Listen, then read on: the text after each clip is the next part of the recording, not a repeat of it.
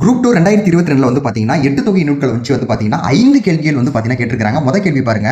சான்றோர் பலர் ஆவ சாலார் சாலார் பாலார் ஆகுவேங்கிற இது என்ன பாடல் அப்படின்னு வந்து பாத்தீங்கன்னா இது புறநானூறுக்குள்ள பாடல். அடுத்த கொஸ்டின் பாருங்க.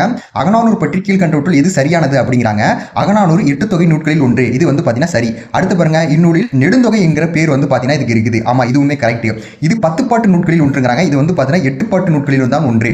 புலவர் பலரால் பாடப்பட்ட 400 பாடல்களை வந்து பாத்தீங்கன்னா கொண்டிருக்குது அப்படிங்கிறாங்க. அப்ப 3 மட்டும் தப்பு. 1 2 4 வந்து பாத்தீங்கன்னா சரி. குறுந்தொகையுடைய அடிவரை என்னன்னு கேட்டிருக்காங்க. 4 ல இருந்து 8 தான் குறுந்தொகையுடைய அடிகள். பொன்னும் துயிரும் முத்தும் மணியும் மாமலை பயந்த காமரும் மணிங்கிற எந்த பாடல் அப்படின்னு வந்து பாத்தீங்கன்னா இதுவுமே புறநானூறுக்குள்ள பாடல்.